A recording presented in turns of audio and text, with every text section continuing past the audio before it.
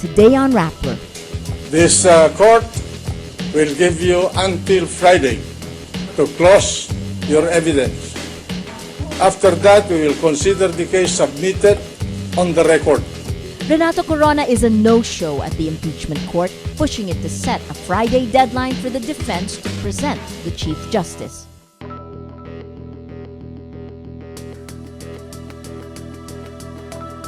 We believe that the libel cases filed against my father and the other owners of BGEI, including Sister Flor Basa, were unfair, unjust, and were pursued due to the power and influence of CJ Corona and his wife, Cristina.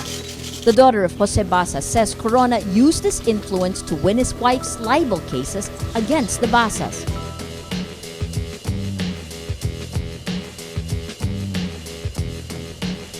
And Dean Tony Lavinia says Corona fails to live up to the rigor of truth the Office of the Chief Justice demands.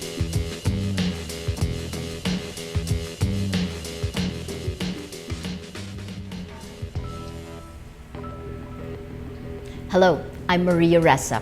Welcome to Rappler, your social news network. Doctors of Chief Justice Renato Corona say on Wednesday he is being closely monitored due to a, quote, possible heart attack. The doctors recommend he stay in the hospital for 48 hours. Medical City's Dr. Eugenio Jose Ramos says Corona is being treated for, quote, possible acute coronary syndrome or heart attack, and that he considers the Chief Justice a very high-risk patient.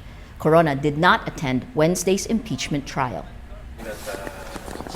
Chief Justice Renato Corona was brought to the Medical City at past 7 last night, primarily for shortness of breath, cold sweats, and lightheadedness.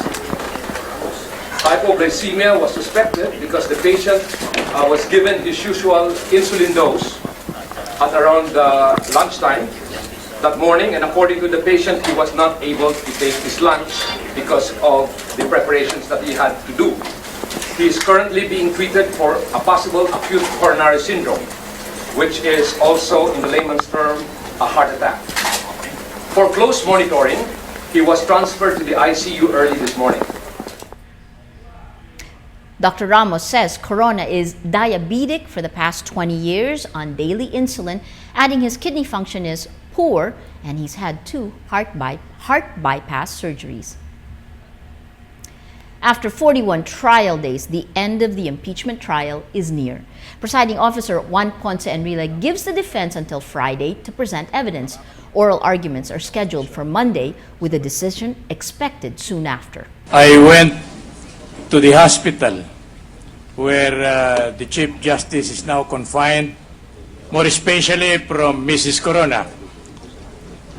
I got the assurance that Chief Justice Corona, Your Honor, is willing to be back in order to continue with his direct and cross-examination question, Your Honor.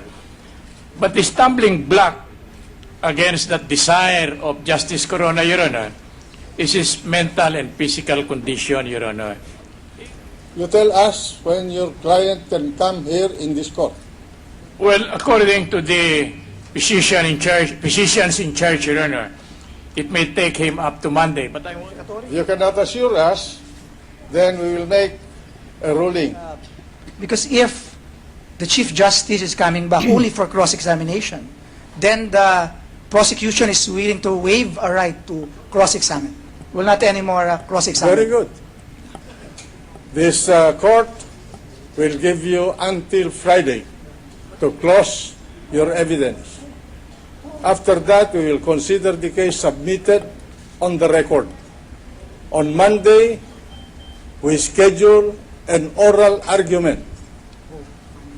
It will depend upon the court whether after the oral argument we render the judgment or we postpone it for another day. So ordered. thank you. Chief Justice Corona Tuesday gave an audacious challenge to his 188 accusers in Congress and 1 senator. I am humbly asking all 188 complainants from the House of Representatives, led by the congressmen in the prosecution panel and Senator Franklin Drilon to join me in a moment of truth. Congressman Niel Tupas and Senator Drilon gave their answers Wednesday in court. May I ask the prosecutors if anyone has already signed it? None, Your Honor. Just to satisfy my curiosity, are you willing to sign the waiver? Hindi po siguro ako. Personally, it is not the issue po dito sa impeachment. It is not the issue here. The issue here is the waiver promised by the Chief Justice. And we don't want to divert the issue. I report all my assets in my salary. There is no requirement that we waive our open up our bank deposits, because if that is the case, this will be disastrous to our banking system. Defense lead counsel Serafin Cuevas is not ruling out a mistrial.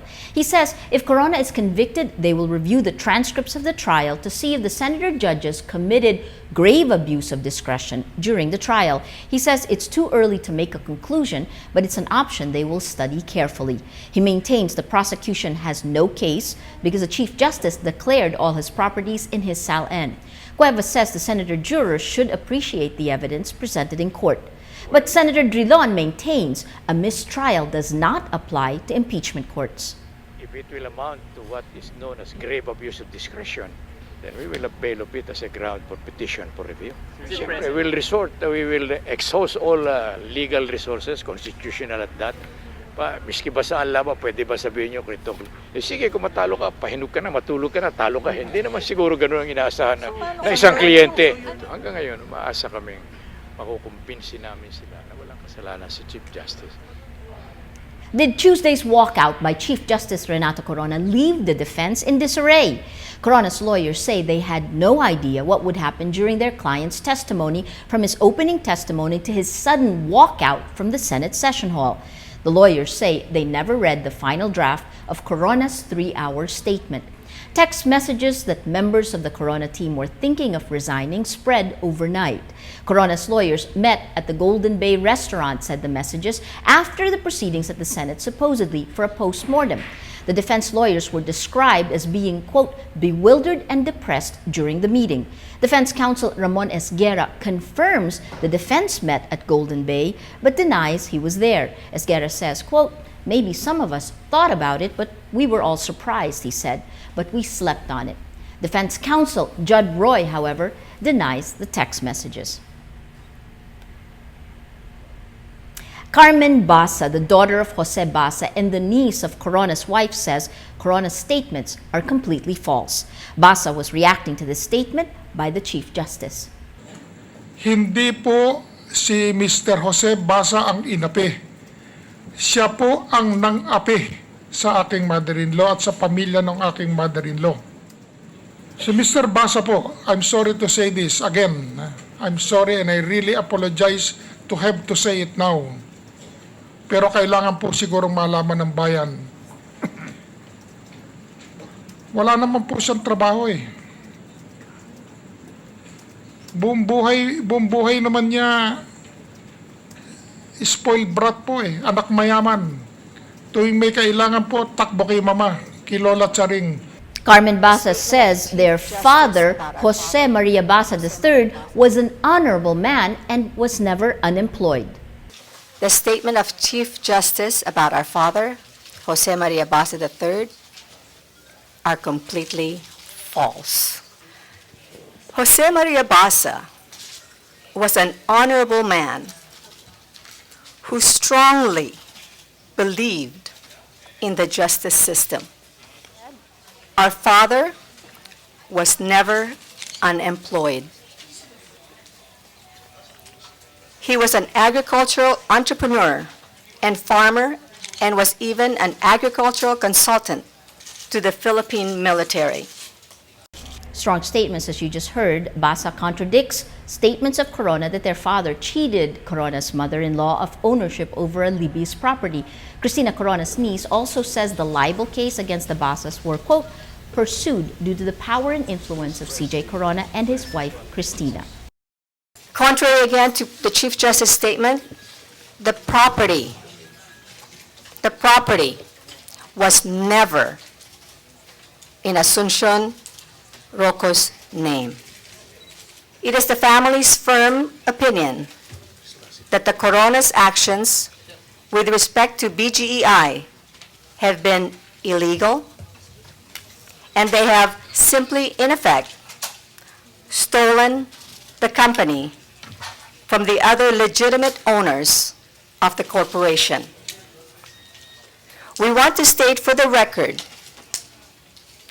that up to this day, we believe that the libel cases filed against my father and the other owners of BGEI, including Sister Flor Basa, were unfair, unjust, and were pursued due to the power and influence of CJ Corona and his wife, Cristina.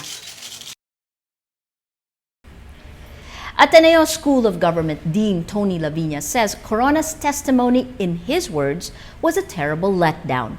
He says, quote, "The truth demands stringent rigor, a burden enough to break lesser men. What we saw of the Chief Justice on May 22 fails to live up to the demands of that rigor.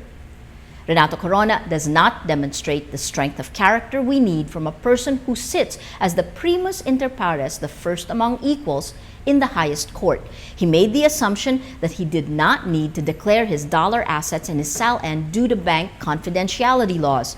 For this interpretation to come from the Chief Justice of the Philippines is simply unacceptable." Laviña says he now calls on Renato Corona to resign. He continues, "I believe that he certainly is culpable under Article 2, given his absolute failure to disclose his dollar accounts in his SALN." Well, let's now look at Rappler's Rap for today, a list of the 10 most important events around the world you shouldn't miss. At number 6, after condemnation and warnings from world leaders last week, a defiant North Korea says it will continue to strengthen its nuclear program. Satellite imagery shows it's doing just that, upgrading a launch site to handle larger rockets.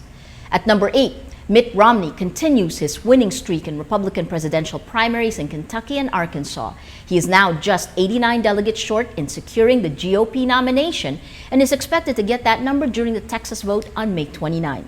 At number 9, the Scarborough Shoal standoff between the Philippines and China continues, but according to the Philippines Department of Foreign Affairs, China now has a total of 92 vessels in the area against only 2 from the Philippines. It's a considerable increase from the 5 Chinese vessels monitored last week. The Philippines sent a note verbal to China. And at number 10, can you turn skin cells into heart cells?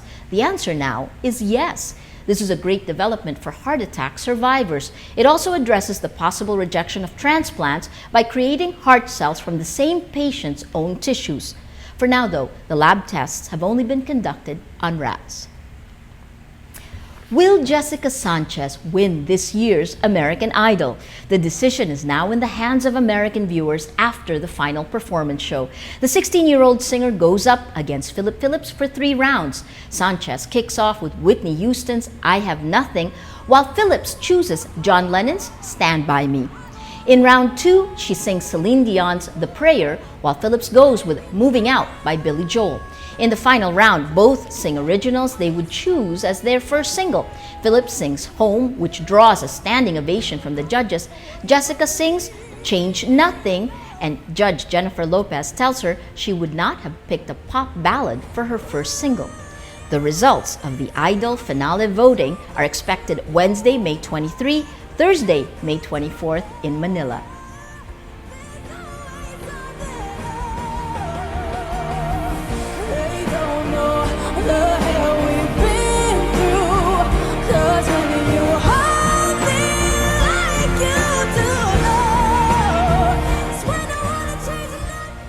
Well, that's Rappler's Newscast for today, Wednesday, May 23, 2012. Visit Rappler.com and watch our newscast Monday to Friday. Tell us how you feel on our mood meter. I'm Maria Ressa. As we say at Rappler, tomorrow begins today.